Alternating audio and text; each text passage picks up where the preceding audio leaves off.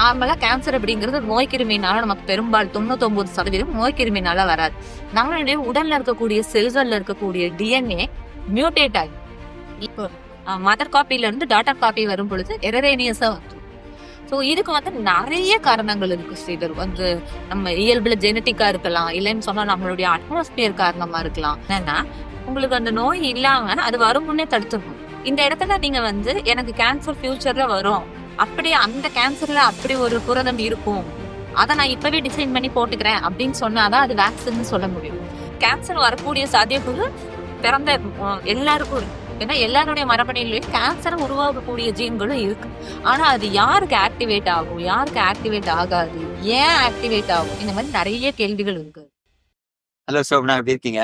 வணக்கம் ஸ்ரீதர், நல்லா இருக்கேன். நீங்க எப்படி இருக்கீங்க? நல்லா இருக்கேன். ஒரு நியூஸ் ஒன்று படிச்சேன் ரீசெண்டா. ஸோ அது சம்பந்தமா தான் உங்களுடைய எக்ஸ்பர்ட் ஒப்பீனியனை கேட்கலாம் அப்படின்னு சொல்லிட்டு வந்திருக்கேன். ரஷ்யா வந்து கேன்சருக்கு ஒரு வேக்சின் கண்டுபிடிச்சிருக்காங்க. ஸோ அதை போட்டுவிட்டா யாருக்கும் கேன்சர் வராது அப்படின்ற மாதிரி ஏதோ நியூஸ் ஒன்று படித்தேன். பயங்கர பரபரப்பா நிறைய பதிவுகள் பார்த்தேன். அந்த மாதிரி ஏதாவது ஒன்று இருக்கா அப்படின்னு சொல்லிட்டு உங்களை கேட்கலாம் அப்படின்னு சொல்லிட்டு வந்தேன். ஸோ அதை பத்தி பேசுவோம்.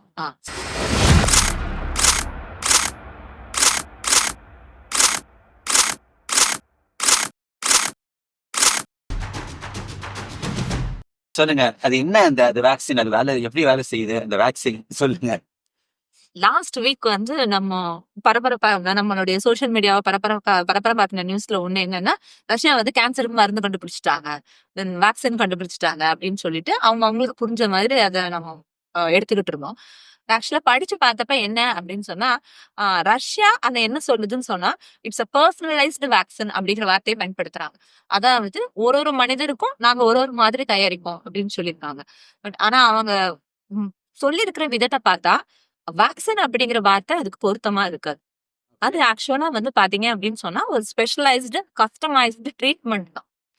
முதல்ல நம்ம வேக்சின் அப்படின்னா என்னன்னு சொல்லி நம்ம புரிஞ்சுக்க ட்ரை பண்ணலாம். இப்ப ஏதாவது ஒரு நோய் நமக்கு வரும், அப்ப நம்ம நோய் தடுப்பு மண்டலம் என்ன பண்ணோம் அப்படின்னு சொன்னா, அந்த நோய் கிருமியினுடைய கட்டுமானத்தை புரிஞ்சுக்க ட்ரை பண்ணும். அதனுடைய புரோட்டீன் எப்படி இருக்கு, எது எப்படி வந்து நம்மளுடைய செல்ஃப்ல இருந்து அது டிஃபரன்ஸ் ஆயிருக்கு அப்படிங்கறத கண்டுபிடிச்சிட்டு, அந்த நம்மளுடைய நோய் தடுப்பாற்றல் மண்டலத்தில் இருக்கக்கூடிய செல்கள் வந்து அந்த நோய் கிருமிய அட்டாக் பண்றதுக்கு சில ஸ்பெஷலான ஒரு கருவிகள் மாதிரியான புரதங்களை உருவாக்கி அந்த நோய் கிருமிய அழிச்சிடும். இதுதான் வந்து நார்மல் ப்ராசஸ். இதுல நம்ம ரிஸ்க் எடுக்க முடியாத சில கட்டங்கள் இருக்கும். என்ன அப்படின்னா, இப்ப நமக்கு ஒரு கோல்டு வருது, ஓகே, நமக்கு அடுத்த ஒரு டைம் வரும்பொழுது இல்ல 2வது டைம் வரும்பொழுது நம்ம அதை சமாளிச்சிருவோம். இப்போ சின்னம்மை வந்திருக்கு, அப்போ ஒரு தடவை அம்மா போட்டவங்களுக்கு பாத்தீங்கன்னா செகண்ட் டைம் அம்மா வரவே வராது. அப்ப என்ன ரீசன் அப்படின்னு சொன்னா, நம்ம உடம்பினுடைய இம்யூன் சிஸ்டம் வந்து அதை மெமரைஸ் பண்ணி வச்சுக்கோம். இன்னுமே இந்த மாதிரி ஒரு ஆள் வந்தா நம்ம இந்த மாதிரியான ஒரு கருவியை ரெடி பண்ணி அவனை அட்டாக் பண்ணிடணும் அப்படின்னு சொல்லி. சோ இந்த போர் எப்படி நடக்கும் அப்படின்னு சொன்னா, அந்த கிருமியினுடைய கட்டமைப்பு, அதில் இருக்கக்கூடிய புரதங்கள் அதுக்கு கேப் பண்ற மாதிரி நம்ம உடல் உருவாக்குற புரதங்கள் இதை பொறுத்துதான் இந்த வார் அப்படிங்கிறது நடக்கும். பட் சில நோயில நம்ம அந்த செகண்ட் டைம் ஆப்ஷன் கொடுக்க முடியாது. ஆமா, ரேபிஸ் பாத்தீங்கன்னா வந்துருச்சு அப்படின்னு சொன்னா நம்ம வந்து செகண்ட் ஆப்பர்ச்சுனிட்டி அவங்களுக்கு கிடையாது. சோ அப்ப என்ன பண்றாங்க அப்படின்னு சொன்னா, இந்த வேக்சின் அப்படிங்கிற விஷயம் என்ன அப்படின்னா, அந்த கிருமியினுடைய ஏதாவது ஒரு பகுதியா இருக்கலாம். இதுல நிறைய வரலாறு இருக்கு. முதல்ல கிருமியவே கொடுத்துட்டு இருந்தாங்க, அதுக்கப்புறம் கிருமியினுடைய உயிரோட கொடுக்காம கில் பண்ணி கொடுத்துட்டு இருந்தாங்க, அதுக்கப்புறமா அதை வந்து எண்ணெய் திவலைக்குள்ள வச்சு உயிரோடையே கொஞ்சம் முடக்கி கொடுத்துட்டு இருந்தாங்க. அப்ப இப்பெல்லாம் என்ன பண்ணிட்டாங்கன்னா, கிருமியினுடைய ஏதாவது ஒரு பகுதியை எடுத்து கொடுத்தாலே போதும். அந்த ஏதாவது ஒரு பகுதிங்கிறது எது பெஸ்டா வேலை செய்யுதுங்கிறத டிசைன் பண்ணுவான், ரிசர்ச் பண்ணுவான். சோ குறிப்பா பாத்தீங்கன்னா, அதனுடைய வெளிப்பக்கத்துல இருக்கக்கூடிய புரதங்களுக்கு கோட் பண்ணக்கூடிய அந்த ஸ்ட்ரக்சரா தான் இருக்கும். சோ அந்த மாதிரி தயார் பண்ணும் பொழுது அதை எல்லாரும் செலுத்திக்கும் பொழுது என்ன நடக்கும்னா, அந்த கிருமி நமக்கு வரும் பொழுது நம்ம இம்யூன் சிஸ்டம் ஆல்ரெடி ஒரு வாட்டி வந்த மாதிரி கணக்குல வச்சிருக்கோம் இல்லையா, நம்ம கொடுத்த வேக்சினேஷன். சோ செகண்ட் டைம் அந்த கிருமி ஃபர்ஸ்ட் டைம் தான் நம்ம உடம்புக்குள்ள வரும். பட் நம்ம உடம்பு அதை என்ன நினைக்கும், 2வது அட்டாக்னு நினைச்சிட்டு கடகடன்னு அந்த கிருமியை அழிச்சிடும். இதுதான் வேக்சினேஷன் அப்படிங்கிற concept. Vaccination is not a medicine. Actually அந்த கிருமியினுடைய ஒரு பகுதியவே தான் நம்ம எடுத்துக்கிறோம். இப்ப லேட்டஸ்டா நமக்கு வந்து அந்த கோவிட் வேக்சின் இதெல்லாம் வந்து mRNA வேக்சின் சொல்லிட்டு ஒரு பெரிய புரட்சி ஒண்ணு பண்ணாங்க. என்னன்னா, கிருமியவே நம்ம அனுப்ப வேண்டாம், கிருமியினுடைய ஒரு பகுதியை கூட நம்ம அனுப்ப வேண்டாம், ரொம்ப ரிஸ்க். நம்ம வந்து கிருமியினுடைய mRNA வந்து நம்ம எடுத்துட்டோம்னா நம்ம உடம்புல புரதங்கள் mRNAல இருந்து உற்பத்தி ஆகும் பொழுது, இந்த கிருமியினுடைய புரதமும் உடம்புலயே இயல்பா உற்பத்தி ஆகும் பொழுது, ரொம்ப வீரியமா அது வந்து நமக்கு தடுப்பான்கள் உருவாக்குறத கண்டுபிடிச்சாங்க. இந்த ஆமா. கிருமியை விட அந்த மரபணு ஆமா. மட்டும் போதும். DNA அப்படிங்கிறது ஒரு எல்லா ஆர்கானிசத்தினுடைய செல்களினுடைய உட்கருவுல இருக்கும். அந்த DNA வந்து நேரடியா புரதமா மாற முடியாது. இடையில ஒரு மெசஞ்சர் வேணும். அதுதான் வந்து mRNA அப்படின்னு சொல்லுவாங்க. Messenger RNA.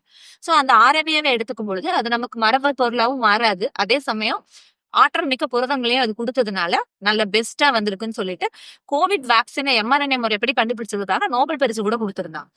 இந்த வேக்சினுக்கு வருவோம். ரஷ்யா என்ன சொல்றாங்க? ரஷ்யா வந்து இது mRNA வேக்சின் அப்படின்னு சொல்லி டிக்ளேர் பண்றாங்க. என்ன பண் பண் அ அவங்க அறிவிப்புப்படி எப்படி இருக்கு அப்படின்னு சொன்னா, mRNA ஒரு நமக்கு ஒரு கேன்சர் வருது. சோ கேன்சர் அப்படின்னா முதல்ல நமக்கு அப்நார்மல் குரோத் ஆஃப் செல்ஸ். நார்மலா கேன்சர் அப்படிங்கிறது ஒரு நோய் கிருமினால நமக்கு பெரும்பாலும் 99% நோய் கிருமினால வராது. நம்மளுடைய உடல்ல இருக்கக்கூடிய செல்கள்ல இருக்கக்கூடிய DNA மியூட்டேட் ஆகும். ஏதாவது ஒரு காரணத்தினால அது எரரா வந்துரும். மதர் காப்பில இருந்து டாட்டர் காப்பி வரும் பொழுது எரரேனியஸா வந்துரும். சோ இதுக்கு வந்து நெறைய காரணங்கள் இருக்கு ஸ்ரீதர். வந்து நம்ம இயல்புல ஜெனடிக்கா இருக்கலாம். இல்லன்னு சொன்னா நம்மளுடைய அட்மாஸ்பியர் காரணமா இருக்கலாம். இப்ப நம்ம சாப்பிடக்கூடிய உணவுல இருக்கக்கூடிய நம்ம யூஸ் பண்ற பிரிசர்வேட்டர்ஸ் ஏதாவது ஒண்ணு சில ஒரு ரேஸ்க்கு ஒத்துக்காம இருக்கலாம். அடுத்தது பாத்தீங்க அப்படின்னு சொன்னா, ஆ ரேடியேஷன்ல ஒர்க் பண்றவங்க, தொடர்ந்து சிடி ஸ்கேன், எக்ஸ்ரே இந்த மாதிரி ரேடியேஷன்ல இருக்கிறவங்க, நெறைய என்ன சொல்றது கெமிக்கல்ஸோட டீல் பண்ணவங்க ஃபேக்டரிஸ்ல இந்த மாதிரி யாருக்கு வேணாலும் இந்த பிறழ்வுங்கிறது ஏற்படாது. ஸோ ஈவன் ஏஜ் வயசாகுது அப்படின்னு சொன்னா கூட நமக்கு அந்த கேன்சரை ஆக்டிவேட் பண்ற ஜீன்ஸ் வந்து ஆக்டிவேட் ஆக வாய்ப்பு இருக்கு. ஸோ கேன்சர் அப்படிங்கிறது வந்து இட்ஸ் நாட் ஒரு காரணத்தினால வரக்கூடிய ஒரு நோய் கிடையாது. லைக் இப்ப எனக்கு வந்து சின்னம்மை போகுது அப்படின்னா அந்த வைரஸ் வருது எனக்கு சின்னம்மை போகும். ஆனா கேன்சர் அப்படி கிடையாது. கேன்சர் வந்து ஒரு மல்டி ஃபேக்டர் டிசீஸ். சோ கேன்சரினுடைய செயல்பாடு அப்படிங்கறத அடுத்து பாத்தீங்க அப்படின்னு சொன்னா ரொம்ப சுவாரஸ்யமா இருக்கும். செல்களுக்குன்னு சில விதி இருக்கு. என்னன்னா ஒரு செல் வளர்ந்துட்டே வரணும். நான் இப்படி நகர்ந்துட்டே வரணும். ஜஸ்ட் பக்கத்து செல்ல டச் பண்ணோம்னா என்ன பண்ணிடணும்னா ஸ்டாப் பண்ணணும். அது ஃபர்ஸ்ட் ரூல். அதே போல செல்கள் வந்து ரெண்டா பிளக்கறதுங்கிறது கண்டினியூஸா நடந்துட்டு இருக்கும். பட் ஒரு குறிப்பிட்ட காலத்துக்கு அப்புறம் அது தன்னுடைய அந்த டபுள் ஆகுற செயல்பாட்டை நிறுத்திடணும். அப்புறம் தன்னைத்தானே அழிச்சுக்கணும். அப்போடாப்சிஸ் அப்படின்னு சொல்லுவாங்க. சோ இது எல்லாமே ஒரு செல்லுக்கு ப்ரோக்ராம் ஆயிருக்கும். நீ இப்படித்தான் இருக்கணும் அப்படின்னு கண்டிஷனோட தான் அது வந்து இயங்கிட்டு இருக்கும். ஆனா கேன்சர் சமயத்துல என்ன ஆயிரும்னா இந்த எல்லா கண்டிஷனையும் அது பிரேக் பண்ணும். அது பாட்டுக்கு வளர்ந்துட்டே இருக்கும். நீ பக்கத்துல இருக்கியா பரவாயில்ல நான் மேல வளர்வேன் அப்படின்னு சொல்லிட்டு அது பாட்டுக்கு க்ரோ ஆகிட்டே இருக்கும். எனார்மஸ் டைம் டபுள் ஆயிட்டே இருக்கும். அந்த இடத்துல உள்ள டிஎன்ஏல வந்து நிறைய பிறழ்ச்சி இருக்கும். அதனால அதனுடைய செயல்பாடு அப்படிங்கிறது வந்து நார்மல் செல் மாதிரி இருக்காது. இப்போ இந்த கேன்சர் செல்ஸ் என்ன பண்ண ஆரம்பிக்கும்னா தனக்காக ரத்த குழாய்களை உருவாக்கிடும். இப்போ டியூமர் வந்துரும். ஆனா ரத்த குழாய் உள்ள வந்தாதான் அதால வளர முடியும். தனக்கான ரத்த குழாய்களை உருவாக்கிக்கிற அளவுக்கு திறன் பெறுது. அதே போல மருந்துகளை செயலிழக்க வச்சிடும். ஒரு வாரம் 10 நாள் வந்து ரெஸ்பாண்ட் ஆகுற மாதிரி இருக்கும். அதை தாண்டி தனக்குன்னு வரக்கூடிய அந்த பிரத்யேகமான மருந்தை செயலிழக்க வைக்கிற திறமையும் அதுக்கு வந்துடும். அதே போல பாத்தீங்க அப்படின்னு சொன்னா என்ன சொல்றது? ஒரு இடத்துல இருந்து இன்னொரு இடத்துக்கு நகர்ந்து போகும். அததான் வந்து 4த் ஸ்டேஜ், 3rd ஸ்டேஜ்னலாம் குறிப்பிடுவாங்க. ஒரு இடத்துல இருந்து என்ன பண்ண ஆரம்பிச்சோம், நம்ம லிம்ப்ல கலந்து வேற ஒரு இடத்துல போய் வளர ஆரம்பிச்சோம். அப்ப இவ்ளோ காம்ப்ளிகேஷன்ஸ் இருக்கக்கூடிய அந்த கேன்சர் செல்ஸ், அந்த குரோத், மாஸ் ஆஃப் டிஷ்யூ அந்த இடத்துல வளருது குரூப்பா. அதுல வந்து சில பிரத்யேக புரதங்கள அது உருவாக்கிக்கிது. இப்ப ரஷ்யா வந்து இத கையில எடுக்குறாங்க. அந்த பிரத்யேக புரதங்களுக்கான mRNAவ அந்த பேஷண்ட்ஸ் கிட்ட இருந்தே எடுத்து அத வந்து லேப்ல வந்து அதிகப்படுத்தி, திருப்பி வந்து அத வந்து திருப்பி ஊசியில அந்த பேஷண்ட்ஸ்க்கு செலுத்தும் பொழுது, அவங்களோட இம்யூன் சிஸ்டம் வந்து முன்னாடியே ட்ரிக்கர் ஆயிடும். அதனால வந்து அந்த இம்யூன் சிஸ்டம் வந்து அந்த டியூமர் செல்ஸ அழிச்சிரும். இத வந்து நெக் அண்ட் அ நெக் கேன்சருக்கு வந்து ட்ரை பண்ணி பார்த்துருவோம். எலிகள்ல சக்சஸ் ஆகுது. இன்னும் கூடிய சீக்கிரம் நாங்க வந்து இத அ மக்கள் எல்லாருக்குமே இலவசமா குடுக்குற திட்டத்துல இருக்கோம் அப்படின்னு சொல்லி அறிவிச்சிருக்காங்க. இதுல குறிப்பிட வேண்டிய விஷயம் என்ன அப்படின்னு சொன்னா, ஏஐ தொழில்நுட்பத்த பயன்படுத்தியிருக்கோம். நாங்க ஆர்டிபிஷியல் இன்டெலிஜென்ஸ பயன்படுத்தியிருக்கோம். இதன் மூலமா பல வருடங்கள் பண்ணி குடுக்க வேண்டிய கணக்கீடுகள வந்து எங்களுக்கு அது சில மணி நேரத்துல பண்ணி குடுத்துச்சு அப்படின்னு சொல்றாங்க. அப்ப அத நீங்க தான் சொல்லணும். அந்த மாதிரி பண்ண முடியுமா? இல்ல அந்த மாதிரி சாத்தியம் பண்ண முடியும். இப்ப அதுக்கான ஒரு என்ன வேதியியல் நோபல் பரிசு வந்து சமீபத்துல ஏஐ பயன்படுத்தி அதுக்கு கொடுத்துருக்காங்க. அதான் நம்ம வீடியோ போட்டிருக்கோம். நம்ம அந்த வீடியோவை லிங்க் டிஸ்கிரிப்ஷன்ல கொடுத்துருக்கோம். இல்ல இப்ப எனக்கு இதுல என்ன ஒரு கேள்வி இருக்குன்னா, இப்ப நீங்க சொல்ற டிஸ்கிரிப்ஷன் பார்க்கும்போது ஒரு புரதம் இருக்குன்னு, அது வந்து ஒரு ஒரு ஒரு பாதிப்பை ஏற்படுத்தக்கூடிய ஒரு புரதம். அதற்கான வேறு எதிர்ப்புரதம் ஒண்ணு உருவாக்கி நான் அதை உள்ள செலுத்தும் போது இந்த புரதம் அந்த புரதம் எதிர்க்க ஒரு இதுவாகி நீங்க சொன்னாதேதான் ஒரு பெரிய பேட்டர் அப்படி. சோ நம்ம இப்ப வந்து அதுக்கு ஒரு எதிர் பேட்டர் அப்படியே ஒண்ணு அனுப்புறோம் இல்லையா? சோ அதுவும் ஏற்கனவே ஒரு வேக்சினோட ஃபங்க்ஷனாலிட்டி மாதிரி தான் இருக்கு அந்த இது பார்க்கும்போது. ஒரே ஒரு வித்தியாசம், ஒரு வேக்சின் அப்படிங்கிறது வந்து ஒரு சிங்கிள் இதை வந்து அப்ளைடு யூனிவர்சலி அப்படின்னு சொல்லி இப்ப கோவிஷீல்டு எல்லாருக்கும், உங்களுக்கும் அதே கோவிஷீல்டு தான் போட்டாங்க, எனக்கும் அதே கோவிஷீல்டு தான் போட்டாங்க. ஆனா இது வந்து அந்த மாதிரி இல்லை. உங்களுக்கு தனியா ஒரு ஒரு புரதம் ஒண்ணு உருவாக்கி அது ஏஐ கொடுக்கும் அந்த கால்குலேஷன், அது கொடுப்பாங்க. எனக்கும் அதே மாதிரி ஒண்ணு கால்குலேட் பண்ணி ஒண்ணு ஒரு புரத ஸ்ட்ரக்சரை கொடுக்கும், அந்த ஸ்ட்ரக்சரை எனக்கு கொடுப்பாங்க. பட் இந்த பேசிக் ஃபங்க்ஷனாலிட்டி வந்து ஒரு வேக்சின் மாதிரி தான் எனக்கு தோணுது, நீங்க அதை சொன்ன டிஸ்கிரிப்ஷனை பார்க்கும்போது. அப்படி இல்லையா? இல்ல, வேக்சின் அப்படிங்கிறது என்னன்னா, உங்களுக்கு அந்த நோய் இல்லாம அது வரும் முன்னே தடுத்துடும். ஓகே. இந்த இடத்துல நீங்க வந்து எனக்கு கேன்சர் ஃபியூச்சர்ல வரும், அப்படி அந்த கேன்சர்ல அப்படி ஒரு புரதம் இருக்கும், அத நான் இப்பவே டிசைன் பண்ணி போட்டுக்கிறேன் அப்படின்னு சொன்னாதான் அது வேக்சின்னு சொல்ல முடியும். இது வந்து அது மாதிரி இல்ல. எனக்கு கேன்சர் வந்துச்சுன்னா அதுல இருக்கக்கூடிய புரதத்தை எடுத்துதான் இதை பண்ண முடியும். So it's a kind of customised treatment தான். இப்ப மேற்கு நாடுகள்ல வந்து என்ன பண்றாங்க, வெஸ்டர்ன் கண்ட்ரீஸ்ல ஆல்ரெடி இது நடைமுறையில இருக்கு. ரஷ்யா வந்து இது தான் முதல் முறைன்னு சொல்றாங்க. பட் மெலனோமா அப்படின்னு சொல்லக்கூடிய தோல் கேன்சருக்கு அமெரிக்கால தீவிரமான ஆராய்ச்சி இதை பண்ணிட்டு இருக்காங்க. என்ன அப்படின்னு சொன்னா இதேதான், ஒரு நபரனுடைய புற்றுநோய் செல்கள்ல இருந்து குறிப்பிட்ட புரதத்தை எடுத்து அதுக்கு எதிர் புரதங்களை உருவாக்கி அந்த கட்டி மேல செலுத்துறது. இது வந்து நாட் ஓன்லி ஃபார் கேன்சர், நிறைய டிசீஸ்க்கு சில ஸ்பெஷலைஸ்டு ட்ரீட்மெண்ட்டை ஒரு குழுவா மேற்கு நாடுகள் பண்றாங்க.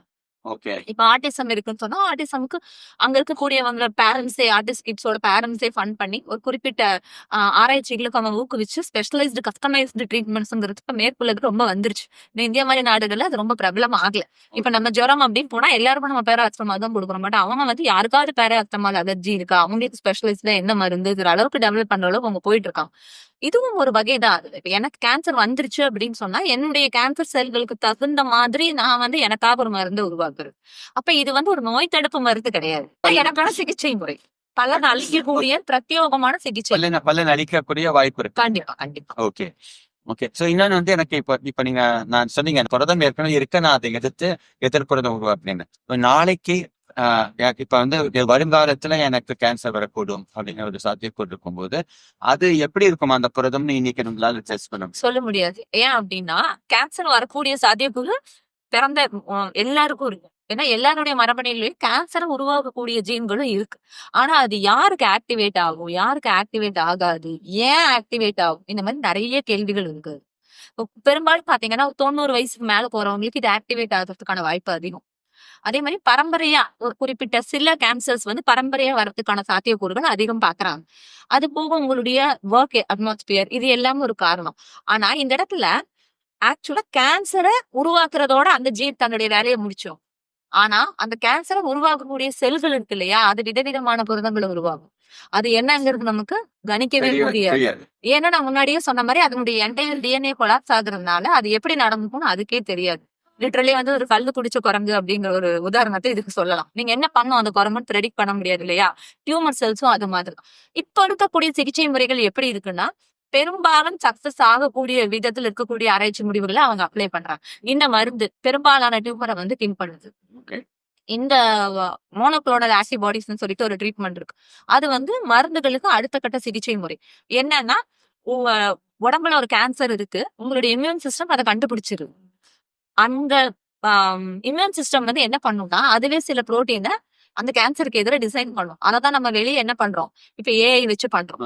பட் யுவர் பாடி ஆட்டோமேட்டிக்கா நம்ம உடம்பே என்ன பண்ணும், அதுக்கு ஒரு எதிர்பார்ப்புகளை உருவாக்கும். ஆனா அது பலவீனமா இருக்கும், பத்தாது. அதுக்குள்ள கேன்சர் என்ன பண்ணிடும், மாசா வளரும். சோ அது என்ன பண்றாங்கன்னா, அந்த புரதத்தை எடுத்து பல மடங்கு அதை அதிகரிக்கிறாங்க.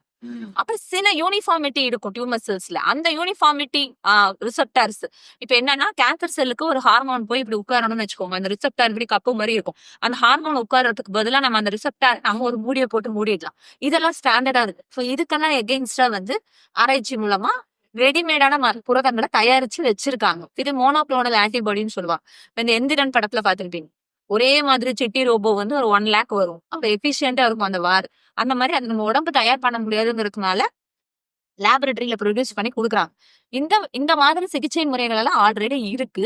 இது அதையும் தாண்டி இன்னும் கொஞ்சம் ஸ்பெஷலா இருக்க வாய்ப்பு இருக்கே ஒழிய, இத தடுப்பூசி இத போட்டுக்கிட்டா கேன்சர் வராது அப்படிங்கிறதுக்கான அ அ சோ இது வந்து இது இப்போ வந்து ரொம்ப தூரம் போகணும் நம்ம இன்னும். சோ இப்போ ஏற்கனவே இந்த மோனோக்ளோனல் ஆன்டிபாடிஸ் ட்ரீட்மெண்ட் இருக்கு. அதையே தான் வந்து இவங்க வேற ஒரு மாதிரி விதமா நம்ம வேற விதமா இவங்க அதை பிரசன்ட் பண்ணிருக்காங்க. இது வந்து மோனோக்ளோனல் ஆன்டிபாடிங்கிறது it's uniform one. Maximum number of டியூமர்ஸ்ல இருக்கக்கூடிய புரோட்டீன்ஸ் டிசைன் பண்ணி நம்ம அதுல நம்மளும் யூனிஃபார்மா ஸ்டாண்டர்ட் பேட்டர்ன்ல கிரியேட் பண்ணி வச்சிருக்கோம். பட் இப்போ இவங்க சொல்லியிருக்கிறது எப்படின்னா it's not a standard one, it's a customized, it's specialised tailored. என்ன வார்த்தை வேணாலும் சொல்லிக்கலாம். உங்களுக்கு தகுந்த ஒரு சட்டையை personalized monoclonal antibody. அதேதான் அததான் அவங்க வந்து வேக்சின் அப்படின்னு சொல்லிட்டாங்க. சோ அப்படி சொல்லியிருக்காங்க. இப்போ வந்து எனக்கு ஒரு சின்ன சம்பந்தமா வேற ஒரு கேள்வி இருக்கு. பாத்தீங்கன்னா சித்தார்த் முகர்ஜி அவர் வந்து மருத்துவ எழுத்தாளர், அமெரிக்காவில் சேர்ந்தவர். அவர் வந்து ஒரு இந்த கேன்சரை வந்து எம்பரர் ஆஃப் மேலடிஸ் அப்படின்னு அந்த நோய்களின் பேரரசன் அப்படின்னு வந்து அதை அழைக்கிறார். அதே தலைப்புல ஒரு புத்தகமும் எழுதியிருக்காரு. அதுக்கு புலிட்சர் பரிசும் கிடைச்சது. அதுல வந்து அவர் பேசும்போது வந்து கேன்சரை வந்து ட்ரீட்மெண்ட் வந்து மற்ற எல்லா நோய்களை விட வந்து கேன்சருக்கான ட்ரீட்மெண்ட் வந்து ரொம்ப ரொம்ப சிக்கலானது, ரொம்ப ரொம்ப கடினமானது அப்படின்னு சொல்றாரு. இப்போ நீங்க சொன்ன மாதிரி நீங்க இப்போ சொன்னீங்க அது ஏன் வந்து அந்த மாதிரி பிஹேவ் பண்ணுது அப்படின்னு சொல்லிட்டு, அந்த மாதிரியான அந்த பிஹேவியர் தான் காரணமா? ஏன் இதுக்காக நம்மளுக்கு வந்து ஒரு நல்ல ஒரு சிகிச்சை முறையை நம்மளால மற்ற நிறைய வியாதிகளுக்கு நம்மளால கொண்டு வர முடிஞ்சு நமக்கு இப்போ ஹெச்ஐவிக்குலாம் இப்போ இங்க வந்து ட்ரீட்மெண்ட் இருக்கு. ஒரு ஹெச்ஐவி பாதிக்கப்பட்டவர் வந்து மற்ற எல்லாரையும் போலவும் சாதாரணமா வாழ முடியும் இன்னைக்கு அப்படின்ற மாதிரி இருக்கு. ஸோ இன்னைக்கு ஒரு டயபிட்டிஸா இருக்கட்டும், மற்ற எந்த ஒரு நோயும் டிபி எல்லாம் இன்னைக்கு குணமாக்குறாங்க முழுமையா. கேன்சர் அப்படிங்கறத மட்டும் வந்து இன்னைக்கு வந்து மருத்துவ துறை வந்து அப்படி அங்கங்க அலைஞ்சுக்கிட்டு இருக்கு அப்படிங்கிறது தான் வந்து கேள்வி. அதுக்கு முக்கியமான காரணம் என்ன அப்படின்னா, இப்ப நம்ம 2.5 மில்லியன் வருஷம் ஆச்சு மனிதன் உருவாய் இல்லையா? குரங்குல இருந்து நம்ம கிட்ட complete set of correct programs இருக்கிறதுனால நம்ம சேமான ப்ராப்பர்ட்டிஸ் ரிப்பீட் பண்ணிட்டு வரோம். மனிதர் அப்படின்னா 2 கண்ணு இருக்கணும், ஒரு மூக்கு இருக்கணும், அவங்களோட மண்டை ஓடி இவ்வளவு தூரம் வளரணும், கை இவ்வளவு தூரம் வளர்ந்து நிக்கணும், வளர்ச்சி. இது எல்லாத்துக்கும் நம்ம கிட்ட ப்ரோக்ராம் இருக்கு இல்லையா? அந்த ப்ரோக்ராம் நம்ம வந்து என்ன பண்ணிட்டே வருவோம்னா, நம்மளும் நமக்கு ரெப்ளிகேட் டபுள் ஆக்கிக்குவோம். நம்மளும் நமக்காக உருவாக்கிக்குவோம். நம்ம சந்ததியினருக்கும் அதை கடத்திக்கிட்டே வருவோம். சோ அந்த ப்ரோக்ராம் அப்படிங்கிறது எந்த இடத்துலயுமே பிரேக் ஆகல. அப்படி பிரேக் ஆன இடத்துல எல்லாம் அந்த இனக்குழு வந்து சக்சஸா வாழல. பட் கேன்சரை பொறுத்த வரைக்கும் மிகப்பெரிய சிக்கல் என்னன்னா அந்த ப்ரோக்ராம் ஃபெயிலியர் ஆயிடுது. அப்ப அந்த டிஷ்யூ இப்ப உதாரணமா கல்லீரலுடைய ஒரு டிஷ்யூ எடுத்துக்கோங்க. லிவர் கேன்சர் வருது. லிவர்னுடைய ஒரு டிஷ்யூ இப்படிதான் இயங்கணும்னு அதுக்கு செட் ஆஃப் ப்ரோக்ராம் இருக்கும். ஒரு ஆன் த ஸ்பாட்ல அந்த ப்ரோக்ராம் ஃபெயிலியர் ஆகும்போது அந்த இடத்துல வந்து அளவுக்கு அதிகமா டிஷ்யூ வளருமே ஒழியா அது லிவரா இருக்காது. அது தனக்கு தோன்றதை செஞ்சுட்டு இருக்கும். இப்போ உங்க உடம்புக்குள்ளேயே ஒரு ஆள் இந்த மாதிரி உட்கார்ந்துகிட்டு என்னென்னமோ தோன்ற விஷயங்களை செஞ்சு டாக்ஸின்ஸை ப்ரொடியூஸ் பண்ணலாம். உயிருக்கு ஆபத்தான கெமிக்கல்ஸ் அது உண்டு பண்ணலாம். இல்லைன்னு சொன்னா லிவரை அதனுடைய பணியை செய்ய விடாம தடுக்கும், அழுத்தும், மற்ற ஆர்கன்ஸை போய் அழுத்த ஆரம்பிக்கும். இந்த மாதிரி நிறைய பிரச்சனைகள் இருக்கு. நாட் ஒன்லி டிஷ்யூ க்ரோத், அதனுடைய செயல்பாடு என்டையரா வந்து அதனுடைய ப்ரோக்ராம்ல இருந்து பிறண்டு போயிடுறதுனால நமக்கு இன்னொருக்கு இது இப்படிதான் இருக்குங்கிறத உறுதியா சொல்ல முடியும். ஒரு மாசா ஒரு 100 பேரை சோதனை பண்ணி அதுல கிடைச்ச ஒரு பிராண்டான பெரிய ரிசல்ட்டை தான் நம்ம கையில வச்சுட்டு அதுல விடுபடல் இருக்கும் இல்லையா? 100 பேரை நம்ம சோதிச்சிருப்போம், 70 பேருக்கு இந்த மருந்து வேலை செஞ்சிருக்கும், 80 பேருக்கு செஞ்சிருக்கும், 20 பேருக்கு செய்யாது. அவங்க விடுபடல் தான். அவங்களுக்குரிய மருந்துகள் நம்ம கிட்ட கிடையாது. கேன்சர் வெல்ல முடியாத நோயா இருக்கிறதுக்கு முக்கியமான காரணம் the entire program gets collapsed. Okay. So அதனாலதான் இந்த மாதிரி இந்த ஒரு பர்சனலைஸ்ட் ட்ரீட்மெண்ட் நம்ம சொன்னோம், அது தேவைப்படுது. சோ அந்த நோக்கில் பார்க்கும்போது இது வந்து ஒரு முக்கியமான மைல்கல். கண்டிப்பா. அதுவும் குறிப்பா இந்த ஆர்டிபிஷியல் இன்டெலிஜென்ஸ் தொழில்நுட்பத்துல அவங்க கொண்டு வரும் பொழுது முன்னாடியே சொன்ன மாதிரி பல மடங்கு மனித நேரத்தை வந்து அது குறைச்சிரும். கணக்கீடுகள் மூலமா கொடுக்க போகும். அதை திருப்பி நம்ம ட்ரையல் கொடுத்துதான் நம்ம எடுக்க முடியும். எலிகளுக்கு, சிம்பான்சி குரங்குகளுக்கு, இது மாதிரி அப்புறமா குரூப் ஆஃப் பீப்புள். இது நிறைய கிளினிக்கல் ட்ரையல்ஸ் நிறைய ஸ்டெப் இருக்கு. அதை தாண்டி இது வந்துருச்சுன்னு சொன்னா உண்மையிலேயே இது வந்து ரொம்ப நல்ல விஷயம் தான். ஓகே. சோ இது வந்து அதுல ஒரு முக்கியமான ஒரு மைல்கல். கேன்சரை வெல்லும் முயற்சியில மானுடம் வந்து ஒரு முக்கியமான மைல்கல்லை எட்டு அப்படின்னு சொல்லி நம்பலாம். சோ அது வந்து அவங்க நீங்க சொன்ன அந்த பரிசீலனை முயற்சிகள் எல்லாம் வந்து பரிசீலனைகள்லாம் வெற்றி பெற்று அது வந்து மார்க்கெட்டுக்கு வரும். ஏன்னா கேன்சர் வந்து நம்ம எல்லாருக்குமே தெரியும், ரொம்ப ரொம்ப மோசமான ஒரு விஷயம். அதற்கான ஒரு தீர்வு கிடைக்கும் போது வந்து ரொம்ப நம்ம அதை பாராட்டி மகிழ்ச்சி வரவேற்கணும். சேர்ந்து உங்க தகவல்களை பகிர்ந்ததுக்கு ரொம்ப நன்றி. தேங்க்யூ.